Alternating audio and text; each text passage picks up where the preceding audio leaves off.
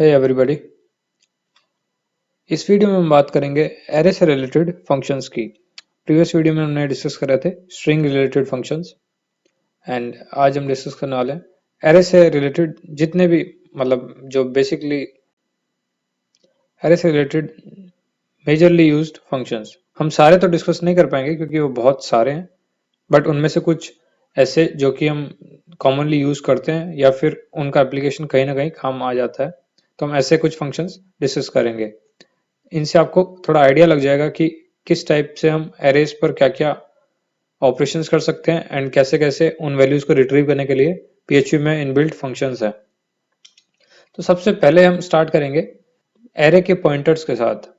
अब पॉइंटर का क्या मतलब होता है, तो सबसे पहले तो हम एक एरे बनाते हैं। मैंने यहाँ वेरिएबल ए नाम का एक एरे बनाया है एंड मैं यहाँ लिखूंगा एरे। उसके अंदर मैं वैल्यूज डाल रहा हूँ 4 5 6 7, ऐसे 4 मैंने वैल्यूज डाल दी हैं।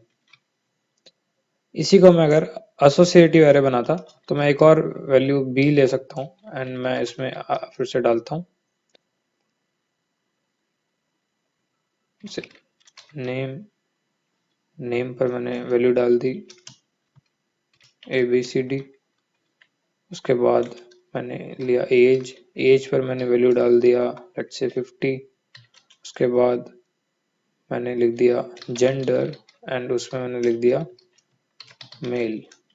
ये मैंने एक और एरे बना लिया। इस तरीके से आप एरे कोई सा भी हो सकता है, बट हर एक एरे का एक इंटरनल पॉइंटर होता है। पॉइंटर क्या चीज होती है? पॉइंटर को आप कुछ ऐसा समझिए कि पॉइंटर कुछ ऐसी चीज होती है जो पॉइंट करती है किसी एक वैल्यू की तरफ। अब अगर ये C++ होता तो आपको पॉइंटर्स बहुत ज्यादा परेशान करते, क्योंकि C++ का एक बहुत बड़ा पार्ट है पॉइंटर्स और उन्हें समझना भी। लेकिन PHP के लिए पॉइंटर्स को हैंडल करने के लिए काफी सारे इनबिल्ट फंक्शंस हैं एंड आपको हार्डली 2 या 3 जगह ही पॉइंटर्स एक्चुअली वर्किंग में आपको दिखेंगे कि जब आप एक्चुअल पॉइंटर वर्ड या फिर ऐसा कुछ कॉन्सेप्ट यूज कर रहे होंगे, अदरवाइज वो बैकएंड पे सारा ऑटोमेटिकली हो रहा है। तो पॉइंटर क्या होता है? इंटरनल पॉइंटर की हम बात करते हैं। अब जैसे हम एरे का अगर मैं कोई फर्स्ट एलिमेंट प्रिंट करूं, तो आपको पता है कि एरे का फर्स्ट एलिमेंट कौन सा प्रिंट होगा? एरे ए में 4 होगा। क्यों? क्योंकि जो इसका इंटरनल पॉइंटर है वो ऑटोमेटिकली 0th एलिमेंट पे है, राइट? व्हाट इफ हम उस पॉइंटर को 0th एलिमेंट की जगह किसी और एलिमेंट पर पॉइंट करा दें, तो उस पॉइंटर के साथ हम जो ऑपरेशंस करते हैं वो बैकग्राउंड में तो सब जगह ही हो रहा होता है, बट कुछ ऐसे फंक्शंस हैं जो डायरेक्टली उस पर काम करते हैं। तो let's check about those functions. तो सबसे एक जो कॉमन सा फंक्शन है वो है करंट फंक्शन। करंट। अब करंट फंक्शन क्या करता है? करंट नाम का एक फंक्शन है, उसके अंदर आपको एक जो एरे है वो इनपुट आर्ग्यूमेंट में देना होगा एंड आप उसको प्रिंट कर सकते हैं। अब करंट का जो रिटर्न टाइप है वो है एक सिंगल एलिमेंट, एंड वो भी कौन सा? जो जहां पर अभी पॉइंटर पॉइंट कर रहा है, तो उसके लिए सिंगल एलिमेंट को प्रिंट करना है तो मैं एको कर सकता हूँ एको। अब हम एक ब्लैंक लाइन भी प्रिंट करा लेते हैं। मैं यहाँ पर रिलोड करूंगा राइट हैंड पर। अब आप देख रहे हैं कि 4 प्रिंट हुआ है। क्यों? क्योंकि अभी जो पॉइंटर था इस एरे के लिए, यानी एरे ए के लिए जो पॉइंटर है वो है 0th एलिमेंट पे, वो है 4। हम आगे बढ़ते हैं और कुछ और फंक्शन की बात करते हैं। अब जैसे करंट एक फंक्शन है तो ऑब्वियसली प्रीवियस और नेक्स्ट का भी एक फंक्शन है हमारे पास एरेज के लिए। अब प्रीवियस यानी PREV प्रीव फंक्शन क्या करता है? वो इंटरनल पॉइंटर जो होता है वो प्रीवियस एलिमेंट पर ले आता है एंड उसको आउटपुट कर देता है। ऐसी नेक्स्ट फंक्शन क्या करता है? वो जो पॉइंटर होता है आपका नेक्स्ट वाला जो उसका एलिमेंट होता है उस पर पॉइंट कर देता है एंड उस वैल्यू को प्रिंट कर देता है। तो प्रीवियस और नेक्स्ट सेम ऐसे ही है जैसे आपको लॉजिकली समझ आता है कि भाई लास्ट पिछला वाला एलिमेंट प्रिंट होगा और अगला वाला एलिमेंट प्रिंट होगा। तो अगर मैं यहाँ पर एको करूं नेक्स्ट को किसके? $a के, यानी करंट जो पॉइंटर है उसका जो अगला एलिमेंट है वो प्रिंट होना चाहिए एंड पॉइंटर भी आगे मूव कर जाएगा। तो मैं अब यहाँ पर रिलोड करता हूँ। अब आंसर आ रहा है आपका 5। सेम ऐसे ही अगर मैं प्रीव पे जाऊं तो मैं सेम चीज को बस यहाँ पर नेक्स्ट की जगह प्रीवियस एलिमेंट लिखूंगा PREV। अब देखते हैं कि पॉइंटर लाइन नंबर 8 की वजह से कहां पर जाता है। ये आ गया वापस 4 पर। अब मैं फिर से अगर करंट यूज करूं करंट, अब मैं इसको रीलोड करता हूँ तो आप देख रहे हैं फिर से 4, यानी हम अभी भी 4 पे ही हैं। ऐसे ही सबसे लास्ट वाले एलिमेंट पे जाने के लिए आपके पास एक फंक्शन है जिसका नाम है एंड। तो अब की बार वो यूज करते हैं, मैं यूज करता हूँ एंड। एंड फंक्शन क्या करता है, लास्ट जो आपका एलिमेंट होगा एरे के अंदर वहां पर पॉइंट करेगा एंड देन उसको आउटपुट कर देगा। अगर मैं इसको रीलोड करूं तो आप देख रहे हैं 7 आ गया। तो अभी जो 7, अगर मैं यहाँ पर एंड करने के बाद अगर मैं करंट वाली चीज को यूज करूं, लाइन नंबर 9 को फिर से यूज करूं, तो आप देखेंगे कि फिर से 7 ही आउटपुट आएगा, क्योंकि हम अभी लास्ट एलिमेंट पर ही हैं। अगर मैं उसके बाद में नेक्स्ट वाले को प्रिंट करूं तब देखते हैं कि क्या आउटपुट आता है। 7 के बाद क्योंकि हमारे पास कोई अगला एलिमेंट है ही नहीं, तो यहाँ पर कुछ भी आउटपुट नहीं आया। यही चीज अगर मैं प्रीवियस करूं, मैं यहाँ पर PREV प्रीवियस एलिमेंट प्रिंट करूं 7 के पिछला, तो यह 6 एंड नेक्स्ट के बाद का प्रीव करूं, यानी हम एक आगे तो मूव कर गए थे बट किसके आगे, किसी के भी आगे नहीं। तो लाइन नंबर 12 का आउटपुट इसलिए नहीं आया क्योंकि जब हम एंड पर पहुंच गए तो उसके अगला कोई एलिमेंट था ही नहीं, तो पॉइंटर लॉस्ट हो गया। एंड उसके पिछला, जब किसी अनडिफाइंड चीज के पिछला भी तो अनडिफाइंड होगा ना, तो लाइन नंबर 13 का भी आउटपुट नहीं आया। अब ये सब जब पॉइंटर, अब मान लीजिए हमारा लॉस्ट हो गया, तो हम इसको रीसेट भी कर सकते हैं। तो इसका एक रीसेट फंक्शन भी है, रीसेट। तो ये सारे जो फंक्शंस है एरे के रिलेटेड फंक्शंस है। अब देख रहे हैं कि यहाँ पर 2 ब्लैंक आए एंड रीसेट करने के बाद हम वापस 4 नंबर पे आ गए। रीसेट क्या करता है कि आपका जो इंटरनल पॉइंटर है उसको फर्स्ट एलिमेंट पर ले आता है, जो कि आपका 0th एलिमेंट था। एक और फंक्शन है जिसका नाम है ईच। ईच फंक्शन जो है आपका, उसको हम देख लेते हैं। ईच फंक्शन एक तरीके से जैसे फॉर ईच पढ़ा था आपने, सेम कुछ कुछ वैसा ही काम करता है। तो चलिए हम उसको भी देखते हैं। ईच फंक्शन का सिंपल सा काम है कि भाई जो करंट एलिमेंट है उसको आप की और वैल्यू के फॉर्म में प्रिंट करें एंड देन पॉइंटर को आगे बढ़ा दें। तो इस तरीके से अगर आप ईच को बार बार कॉल करते जाएंगे तो ऑब्वियस सी बात है कि एक टाइम ऐसा आएगा जब आपके सारे के सारे एलिमेंट्स ट्रेवर्स हो जाएंगे। मतलब ईच फंक्शन कुछ इस तरीके से हुआ कि भाई 0 से शुरू हुआ, की और वैल्यू प्रिंट हुए एंड देन उसके बाद पॉइंटर आगे बढ़ गया। फिर से ईच फंक्शन यूज करेंगे आप, की और वैल्यू जो करंट होंगे उस टाइम प्रिंट होंगे, फिर से वैल्यू जो फिर से पॉइंटर था वो आगे बढ़ जाएगा। इस तरीके से आपका ईच फंक्शन काम करता है। तो इसको हम एक बार ट्राई करके देखते हैं। मैंने यहाँ रीसेट कर दिया लाइन नंबर 14 पे, तो अब मैं प्रिंट आर यूज कर सकता हूँ। हाँ, ईच फंक्शन जो है वो आपका एक एरे रिटर्न करता है एंड एरे में भी 4 वैल्यूज होती हैं। तो अभी आप देख लेंगे कि कैसा होता है। मैं एक ईच करता हूँ एंड देन उसको, मैंने ए एरे को ही फिर से यूज किया क्योंकि हमने इसको रीसेट कर दिया था। अब मैं रीलोड करता हूँ, आप देख रहे हैं कि इसमें 4 वैल्यूज आई हैं। एक आया की क्या थी हमारी 0, क्योंकि 0th नंबर पे है ना हमारा 4 जो सेव्ड है, एंड वैल्यू आई है उसकी 4। तो एक हमारे पास की वैल्यू फॉर्म में है और एक हमारे पास 0 और 1 के फॉर्म में है। मतलब आप अगर इसको देखें तो ये फर्स्ट एलिमेंट है आउटपुट एरे का, ये है 0th एलिमेंट। तो जो 0th एलिमेंट होगा उसके अंदर हमेशा आपकी की स्टोर्ड होगी, यानी कितने नंबर पे है, एंड जो फर्स्ट एलिमेंट होगा उसमें आपकी हमेशा वैल्यू स्टोर्ड होगी। तो अब इसका एक रीजन है कि ये इस तरीके से आउटपुट क्यों देता है, या फिर कह लीजिए कि एक एप्लीकेशन भी है कि इस तरीके से आउटपुट देने का फायदा क्या है। जब हम की और वैल्यू को प्रिंट कराते हैं ईच फंक्शन की वजह से, उसी की वजह से हम इसको फॉर ईच लूप के अंदर यूज कर पाते हैं। यानी फॉर ईच लूप के अंदर जो बेसिकली बैकएंड पे जो चीज चल रही है वो कहीं ना कहीं ईच फंक्शन यूज हो रहा है, वही आपको की और वैल्यू देता है। एंड ईच फंक्शन को ही आप लिस्ट फंक्शन के साथ भी यूज कर पाते हैं। लिस्ट फंक्शन की भी हम बात करेंगे तब आपको ज्यादा अच्छे से समझ आ जाएगा। तो ये हैं आपके कुछ सबसे बेसिक फंक्शंस जो कि एरे के साथ साथ यूज होते हैं। इनको आप यूज करके आप किसी भी एरे में मैन्युअली ट्रैवर्स कर सकते हैं या फिर नेक्स्ट या प्रीवियस एलिमेंट्स को यूज कर सकते हैं। सारे फंक्शन तो मैं नहीं कहूंगा कि हर जगह यूज आते हैं, बट फिर भी आपको पता होना चाहिए कि कैसे एक एरे के अंदर पॉइंटर्स, इंटरनल पॉइंटर काम करते हैं।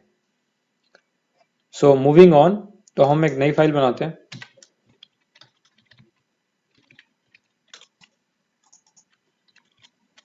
एंड एक एरे बनाते हैं। इस बार मैं एक मल्टी डिमेंशनल एरे बना रहा हूं क्योंकि मल्टी डिमेंशनल एरे आपको बहुत फ्रीक्वेंटली आपको मिलेंगे जब आप डेटाबेस के साथ डील कर रहे होंगे, तो वहां से आपको बहुत ही फ्रीक्वेंटली आपको मल्टी डिमेंशनल एरे मिलेंगे। तो उसके अंदर से आपको वैल्यूज छांटना वगैरह वो तो आप लूप लगा के कर सकते हैं, बट अभी हम फंक्शन को अंडरस्टैंड करने के लिए एक सैंपल एरे ले रहे हैं। मैं प्रीवियस एरे में से ले रहा हूँ ये मेरा एक एरे, ऐसे ही मैं और मल्टीपल एरेज बना रहा हूँ। ये मैंने एक एरे बना लिया है। अब मैं इनके नाम चेंज कर देता हूँ। लियो टाउ, कुछ भी नाम मैं दे सकता हूँ इनके, किंग, व्हाटएवर। तो ये है मेरा एक सिंपल सा एरे जो आपको किसी भी डेटाबेस से कहीं से भी आ सकता है। वैल्यूज आप अज्यूम कर लीजिए कुछ अलग अलग होंगे। तो मेरा जो एग्जांपल फंक्शन में अभी जिसकी बात कर रहा हूँ उसका नाम है array underscore column.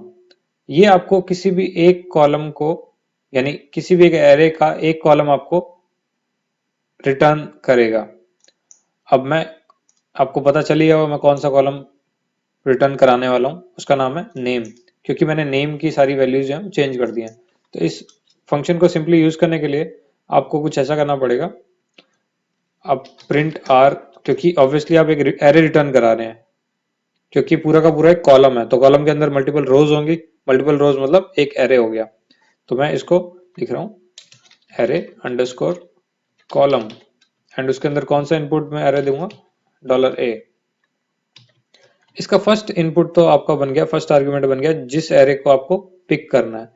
Second argument बनेगा कि कौन से कॉलम को आपको पिक करना है। तो मैं इसके नेम कॉलम को पिक करना चाहूंगा। मैंने इसको सेव किया, मैंने इसको रीलोड किया, तो आप देख रहे हैं कि एक एरे मिला मेरे को जो कि एक लीनियर एरे है। लीनियर एज इन की एसोसिएटिव एरे नहीं है, ये सिंपल एरे है, इंडेक्स्ड एरे है। तो इसमें 0 पे एबीसीडी, 1 पे लियो, 2 पे टाउ, 3 पे किंग। तो ये सारे जो नेम थे सारे आ गए एंड एक सिंगल एरे में मुझे मिल गए हैं। तो इस तरीके से आप कॉलम पूरा का पूरा छांट सकते हैं। नेक्स्ट हम बात करते हैं एरे कंबाइन फंक्शन की। मैं फिर से एक एरे ले रहा हूँ, अब की बार मैं इसमें वैल्यूज डाल रहा हूँ, यही वाली डाल लेते हैं, एबीसीडी, लियो, किंग, टाओ। तो ये ABCD, Leo, king, let's say tiger, वैसे भी कम बचे हैं, एटलीस्ट कोड में तो होने चाहिए। ये मेरा एक एरे बन गया वेरिएबल ए नाम से, इसके अंदर है 4 एलिमेंट्स। एक और मैं एरे ले लेता हूँ $b। मैं इनमें लेट्स से कुछ और एनिमल्स डाल लेता हूँ, या फिर कुछ फ्रूट्स डाल लेते हैं, मैंगो, ग्रेप्स, बनाना, एंड एक और एप्पल।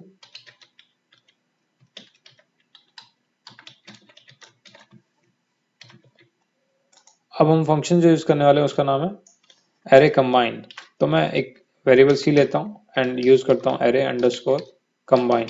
एरे कंबाइन क्या करता है, ये आपके एक जो आपका एक एरे होगा इनपुट में उसको तो रखेगा की, एंड दूसरे एरे के साथ जो आपका एरे होगा उसको रखेगा वैल्यू।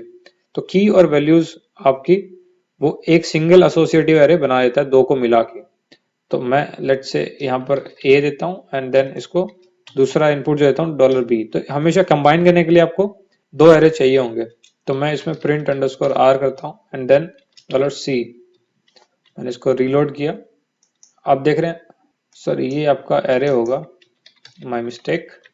मैंने इसको रीलोड किया, आप देख रहे हैं कि जो $a था, यानी वेरिएबल ए के अंदर जितने भी आपके एलिमेंट्स थे वो बन गए कीज, एंड वेरिएबल बी के अंदर जितने भी थे वो आपके बन गए वैल्यूज।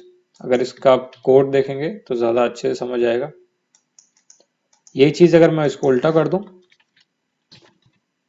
अब आप देख रहे हैं कि जो आपके फ्रूट्स थे वो आपके कीज बन गए, एंड जो आपके एनिमल वाले नेम थे वो आपके सारे वैल्यूज बन गए। तो बस एक चीज इसमें आप ध्यान रखिएगा कि दोनों जो एरेज हैं इनकी जो साइज है एग्जैक्टली सेम ही होना चाहिए, अदरवाइज ऑब्वियसली एरर आएगा। आगे बढ़ते हैं, हम नया फंक्शन जो ट्राई करेंगे उसका नाम है एरे काउंट वैल्यूज। अब एरे काउंट वैल्यूज के लिए आपको एक सिंपल एरे चाहिए।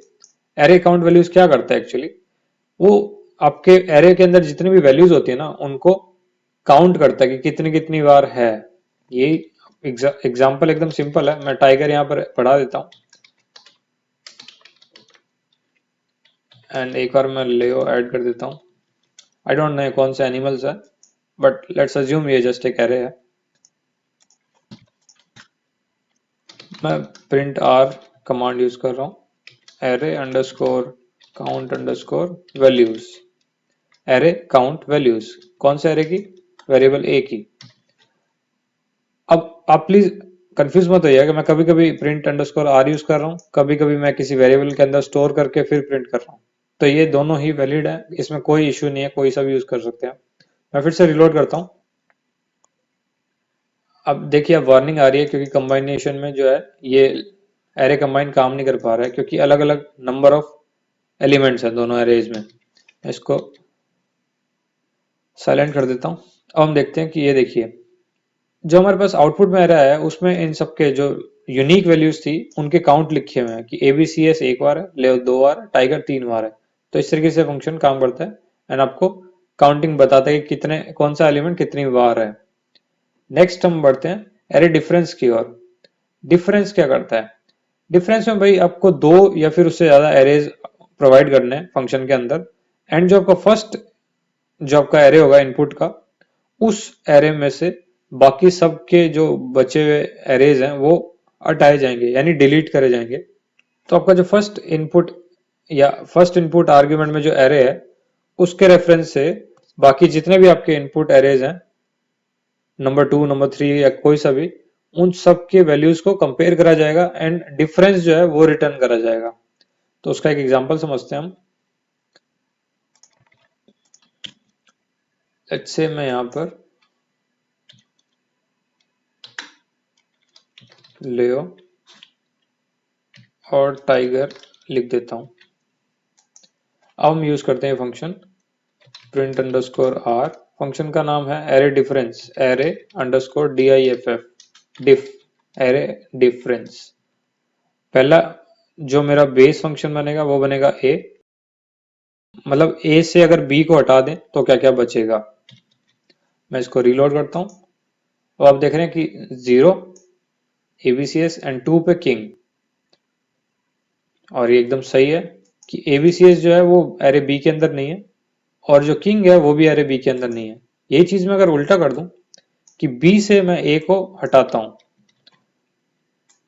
तो अगर आप देखेंगे ये चार जो फ्रूट के नेम थे वो सब नहीं है एंड इनके जो कीज आए हैं वो 0 3 4 5 आए हैं क्योंकि 1 और 2 हटा दिए गए हैं ऑलरेडी क्योंकि इसमें है एरे ए के अंदर लेओ और टाइगर है। तो इस तरीके से डिफरेंस हुआ है। अब यही डिफरेंस का दो और फंक्शंस हैं जिसका नाम है एरे डिफरेंस ऑफ एसोसिएशन, यानी एसोसिएट एरेज का जो डिफरेंस है वो बताएगा एंड दूसरा है कीज का, सिर्फ और सिर्फ कीज का, एरे डिफ कीज। तो ये दोनों भी हम ट्राई कर लेते हैं। Array difference of associate array का के लिए आपको एक और एरे चाहिए होगा जिसके अंदर पूरी की पूरी आपकी वैल्यूज हो। तो मैं फटाफट से एक और एरे बना लेता हूँ। सी नाम का एक एरे बना लेते हैं एंड उसमें मैं ऐसी वैल्यूज दिख रहा हूँ। ए के अंदर, बी के अंदर लेट्स से नंबर डाल देते हैं, सी के अंदर ये आपके 3 एलिमेंट्स हैं एरे के अंदर। ऐसे में एक और एरे बनाता हूँ जिसका नाम मैं दूंगा डी। उसके अंदर भी कुछ सेम वैल्यूज हमें डालनी पड़ेगी। तो हम क्यों ना हम इसको कॉपी कर लें एंड फिर उसके अंदर चेंजेस कर दें।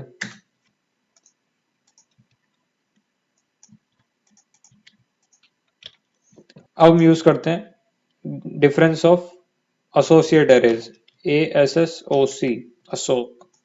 पूरा नहीं लिखना है, एरे डिफ अशोक। एसोसिएट एरेज जहां पे भी होंगे आपको PHP के सारे फंक्शंस में हमेशा ASSOC ही दिखेगा, इतना ही आएगा। अब हम C और D का डिफरेंस हम निकालते हैं। मैं इसको रीलोड करता हूँ। आप देख रहे हैं कि सिर्फ जो फर्स्ट एलिमेंट है वो यहाँ पर नहीं था। तो अब की बार हमने कीज भी मैच करी है और वैल्यूज भी मैच करी है। बस इतना सा ही डिफरेंस है इन दोनों फंक्शंस के अंदर। यही अगर आपको अब एसोसिएट एरेज के अंदर की और वैल्यू दोनों नहीं कंपेयर करके सिर्फ और सिर्फ की कंपेयर करनी है तो आपके पास एक और फंक्शन है जिसका नाम है एरे डिफ ऑफ की लिखेंगे एंड देन आप अगर इसको रिलोड करेंगे तो आप देख रहे हैं ब्लैंक एरे आ रहा है। क्यों? क्योंकि मेरी जो कीज है ये एग्जैक्टली सेम है, AV तो लिखा है यहाँ पर। अगर मैं इसको AV1 कर दूं, अब मैं अगर रिलोड करूं तो आंसर आता है AV, क्योंकि C में AV है, D में AV नहीं है, AV1 है। तो ये सिर्फ कीज की मैचिंग है, वैल्यूज की नहीं। तो इस तरीके से काम करता है। वैल्यूज देख लीजिए, मैं डिफरेंट कर देता हूँ।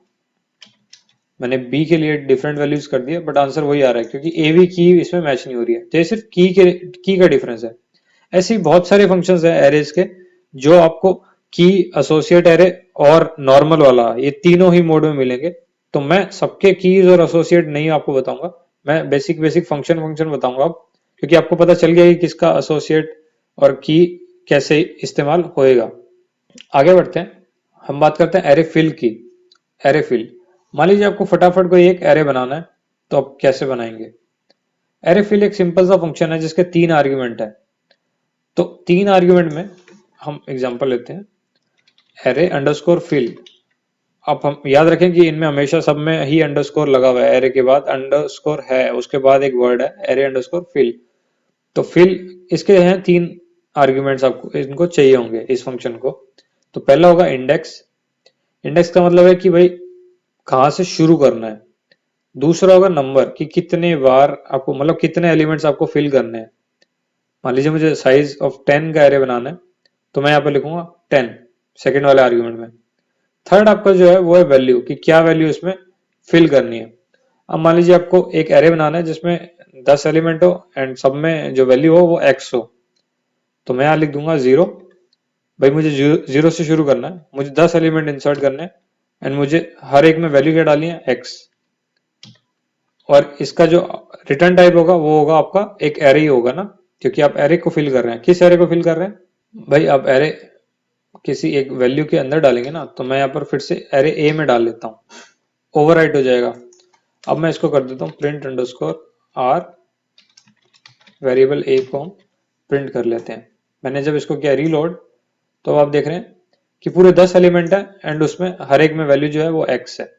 सेम यही मैं अगर यहाँ पे 4 कर दूं, तो ये 4 से लेके 14 तक कीज में सेव होंगे, 4 से लेके 13 तक, सॉरी, एंड सब में वैल्यू होगी x। तो इस तरीके से आपका एरे फिल फंक्शन काम करता है। अब जैसे आपका एरे डिफरेंस फंक्शन था, सेम वैसे सेम टू सेम वैसे एरे इंटरसेक्ट भी है। गौर कीजिएगा कि डिफरेंस और इंटरसेक्शन में फर्क क्या है। डिफरेंस आपका बताता था कि भाई एक एलिमेंट से, यानी एक सेट से दूसरा सेट हटाने पर जो बच गए हैं वो बताता था डिफरेंस। इंटरसेक्शन क्या बताता है कि जो दोनों में कॉमन है। तो कॉमन के लिए हम फिर से हम ऊपर वाले एरेज यूज करने वाले हैं। एरे डिफ की जगह इस बार हमें इंटरसेक्ट यूज करना है, इंटरसेक्ट। अब हमें पता चलेगा कि सेम सेम कौन कौन से हैं। तो इंटरसेक्शन हमने देखा, तो अब पता चल रहा है कि भाई ये वैल्यू सेम है। याद रखें कि जब सिर्फ और सिर्फ इंटरसेक्ट यूज कर रहे हैं बिना अशोक या फिर की के, तो हम वैल्यूज मैच कर रहे हैं। तो भाई बी मैच हो गया और सी पे क्वालिटी मैच हो गया, ये आपका हो गया इंटरसेक्ट। तो दोनों में कॉमन है। यही चीज मैं अगर यहाँ पर की लगा दूं, तो अब आप देखेंगे कौन कौन सी की कॉमन है। हमारे पास बी और सी की कॉमन है। यही चीज अगर आप मैं यहाँ पर ASOOC लिख दूं, ASSOC अशोक, तो आपका दिख रहा है कि सी और क्वालिटी सिर्फ और सिर्फ वही है जो एग्जैक्ट मैच हो रहा है, क्योंकि यहाँ पर हमने एक्स्ट्रा लगाया हुआ है। अगर मैं ये भी रिलोड कर दूं, अब आप देख रहे हैं बी और सी दोनों आ रहे हैं, क्योंकि ये दोनों एग्जैक्टली मैच हो रहे हैं। तो इस तरीके से आपका इंटरसेक्शन काम करता है। और फंक्शन हम ट्राई करते हैं। अब की बार जो हम फंक्शन ट्राई कर रहे हैं उसका नाम है एरे अंडरस्कोर वैल्यूज। इससे क्या होता है, आपके जितने भी वैल्यूज हैं एरे के अंदर, यानी एसोसिएट एरे के अंदर, वो सारी की सारी वैल्यूज आपके प्रिंट हो जाएंगी। ये ऐसा कोई जरूरी नहीं है कि हम एसोसिएट एरे के साथ ही यूज करें, क्योंकि जैसे हमने लाइन 13 पे बनाया था एरे फिल से, तो हम इसके भी सारे के सारे कीज भी निकाल सकते हैं और वैल्यूज भी निकाल सकते हैं। वैल्यूज निकालने के लिए हमारे पास फंक्शन है एरे अंडरस्कोर वैल्यूज, कीज निकालने के लिए हमारे पास फंक्शन है एरे अंडरस्कोर कीज। तो हम ए के लिए निकालते हैं कीज। पहले मैं यूज करूंगा एरे अंडरस्कोर कीज।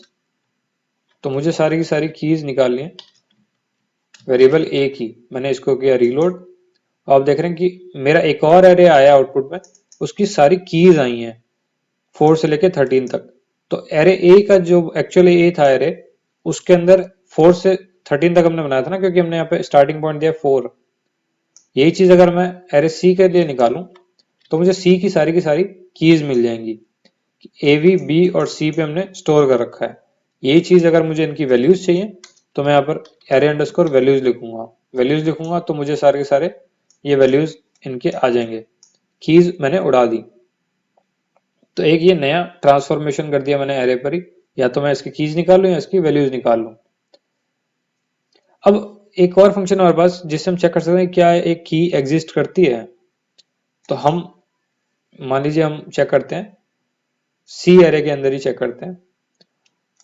हम पूछते हैं कि क्या की ऐसी कोई की एग्जिस्ट करती है क्या। इफ एरे अंडरस्कोर की अंडरस्कोर एग्जिस्ट मतलब क्या ये प्रेजेंट है, कौन सी की।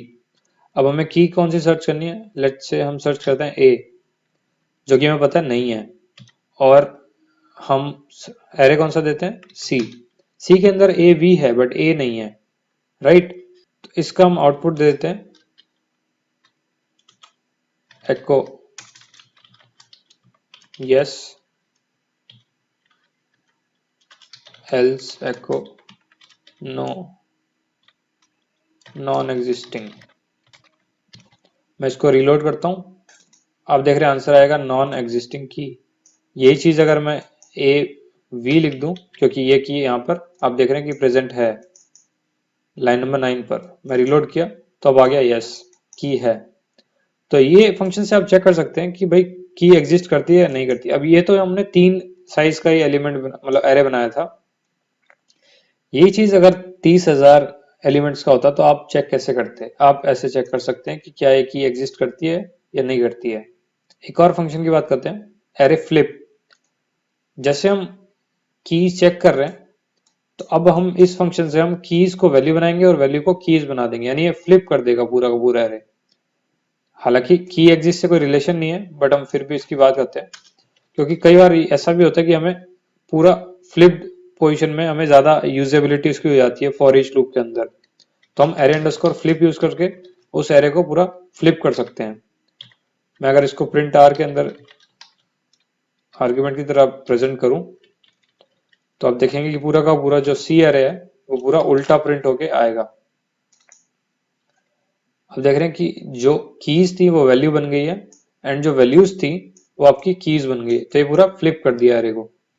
तो ये एक और आपका फंक्शन हो गया एरेज के रिलेटेड। तो इस तरीके से आपके पास ये मेजरली यही सारे फंक्शन है जो यूज होते हैं। अब इसके अलावा एरे पुश और एरे पॉप भी आपको सीखना चाहिए, क्योंकि वो भी कई बार आपको काम आएंगे। एक आपका काफी इंटरेस्टिंग फंक्शन है एरे रैंडम। तो हम एक नई फाइल बनाते हैं।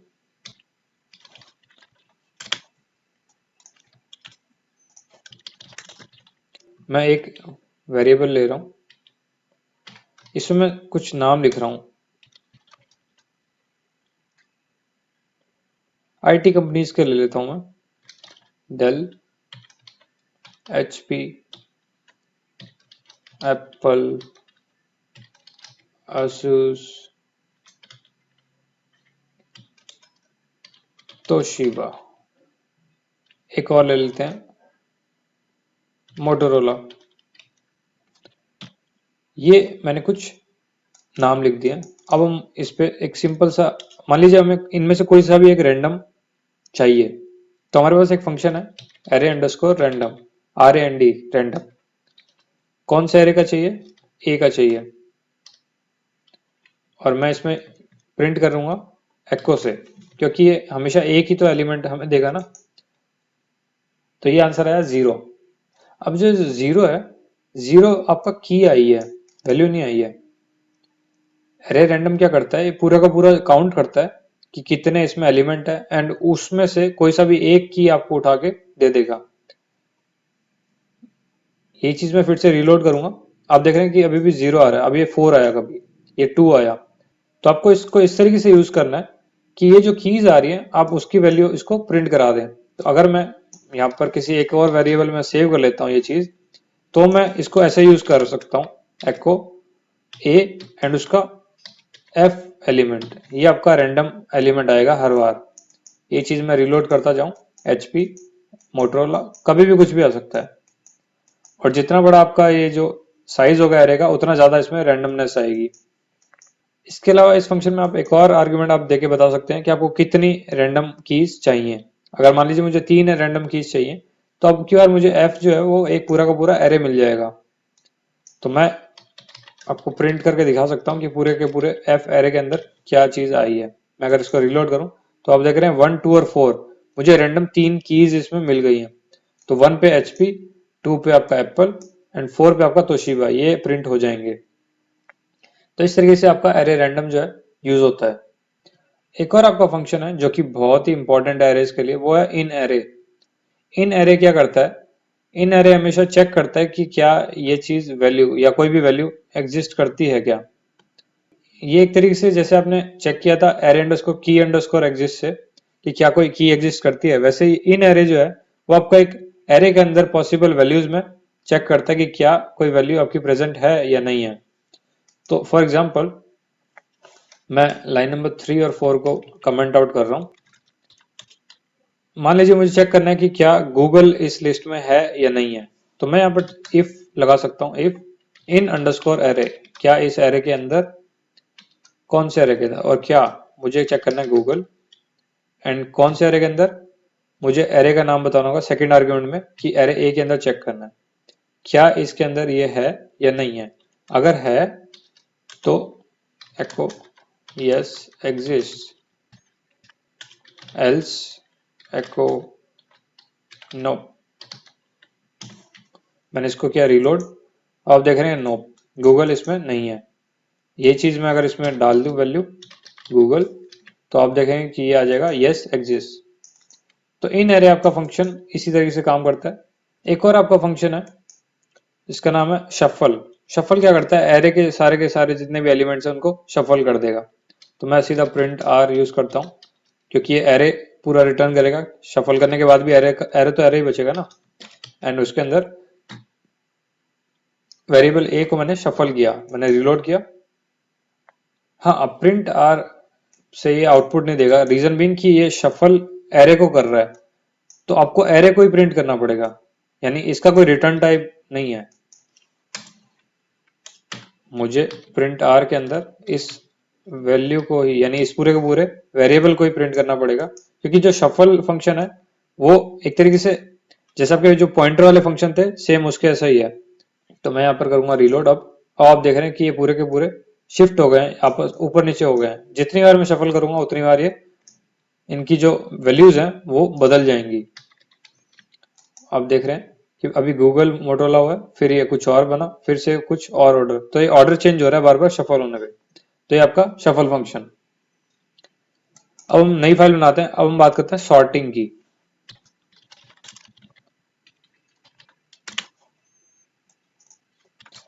सॉर्ट आपका सिंपल होता है, या तो आप असेंडिंग ऑर्डर में सॉर्ट करेंगे नंबर्स को, या फिर आप डिसेंडिंग ऑर्डर में सॉर्ट करेंगे।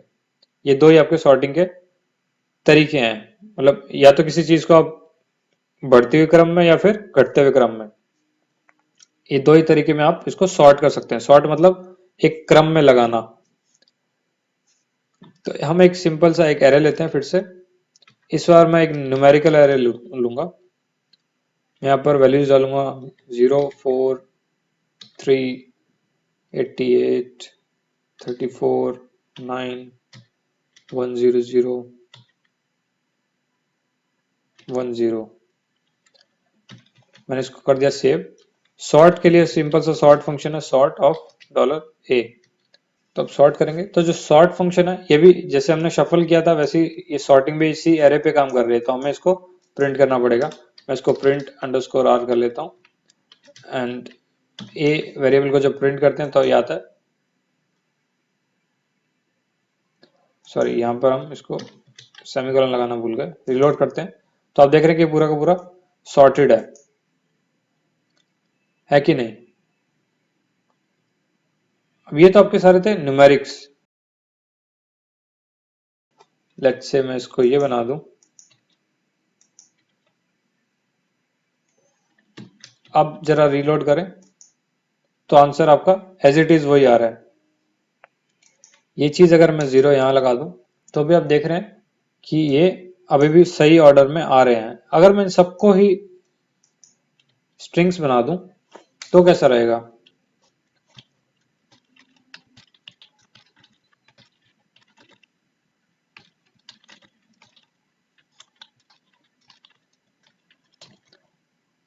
तो आप देख रहे हैं कि कोई डिफरेंस नहीं है। तो इसका मतलब सॉर्टिंग जो है वो स्ट्रिंग पे भी वैसे ही काम करेगी, इनको इंटीजर समझ के, एंड अदरवाइज भी सेम वैसे ही काम करेगी।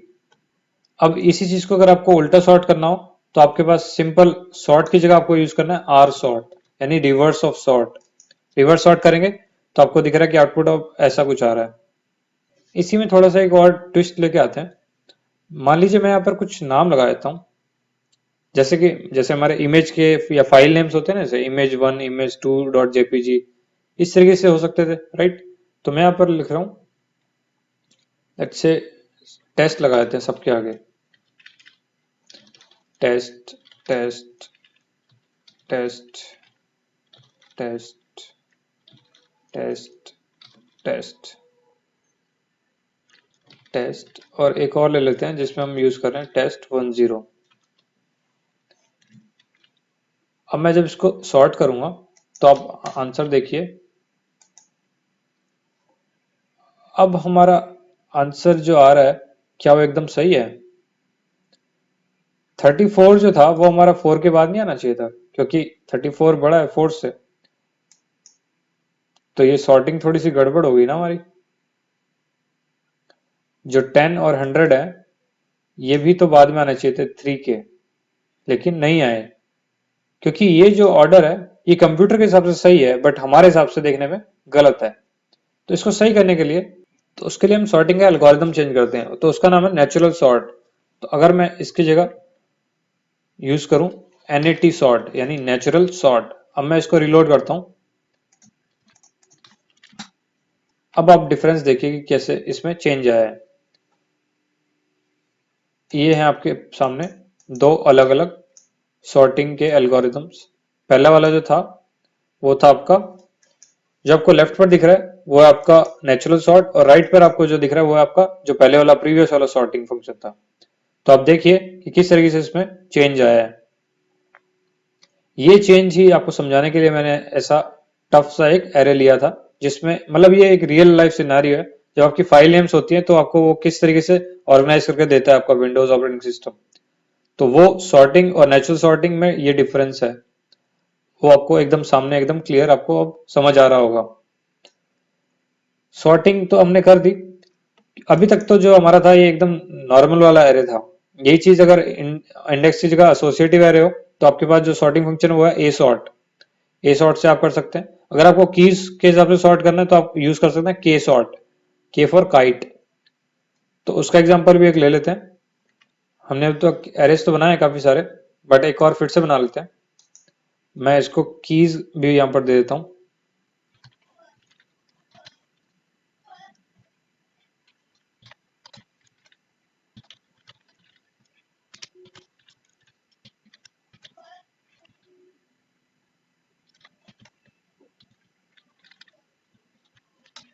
आई गेस सब में हमने कीज ऐड कर दिए। अब मैं इसको रिलोड कर देता हूं। तो आप देख रहे हैं ये सॉर्टिंग तो हो रही है, बट हमारा जो मकसद था अभी सीखना था कीज के हिसाब से सॉर्ट करना। मैं इसमें यूज करूंगा के सॉर्ट। अब मैं इसको करूंगा रिलोड, और आप देख रहे हैं अल्फाबेटिकली एकदम लाइन वाइज लगे हैं, BENRTT 35622।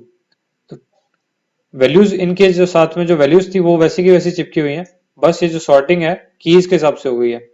यही चीज आपको एसोसिएटिवली सॉर्ट करनी है तो आप ए सॉर्ट यूज कर सकते हैं। मैं इसको रिलोड करूंगा तो अब आप देख रहे हैं कि सॉर्टिंग जो थी वो वैसे की वैसी हो गई है, मतलब वैल्यूज के हिसाब से हो गई है, कीज का इस बार कोई फर्क नहीं पड़ा। जो आपका डिफॉल्ट सॉर्टिंग एल्गोरिथम था, यानी ए सॉर्ट में से अगर ए हटा दूं मैं, तो वो जो सॉर्टिंग एल्गोरिथम था वो उसमें आपको कीज को जो था कोई मायने नहीं रखा जाता, मतलब की हटा देंगे वो। अगर मैं इसको रिलोड करता हूँ अब, तो ये जो आपको कीज दिख रही है 5422, जो ओरिजिनल कीज है ये सारी की सारी गायब हो जाएंगी, एंड वो बाय डिफॉल्ट तरीके से आपका सॉर्ट हो जाएगा। तो ये आपका गड़बड़ हो जाएगा। कभी भी एसोसिएटिव एरे हो तो आपको या तो ए सॉर्ट यूज करना है या फिर के सॉर्ट, ए फॉर एप्पल के फॉर काइट। एंड अगर इनको रिवर्स करना है तो आप ए आर यूज कर सकते हैं, ए आर सॉर्ट। मैं इसको रिलोड करता हूं तो आप देख रहे हैं कि राइट हैंड पे जो वैल्यूज है उनके हिसाब से सॉर्टिंग हुई है। ये चीज आपको कीज में रिवर्स करनी है तो आप के आर सॉर्ट भी यूज कर सकते हैं। अब आप देख रहे हैं 2 2 6 5 3 एंड देन ये अल्फाबेटिकली डाउन जा रहा है। तो ये हो गया आपका पूरे का पूरा सॉर्टिंग। तो आई होप आपको एरेज के फंक्शंस अच्छे से समझ आ गए हो। बाकी तो आपकी प्रैक्टिस के ऊपर है, जितना मर्जी आप प्रैक्टिस करें। एंड और भी बहुत सारे फंक्शंस है, आप ऑनलाइन की लिस्ट पता कर सकते हैं पीएचपी में कितने अवेलेबल फंक्शन है एरेज के लिए। So good luck with them, thank you and see you guys in the next video.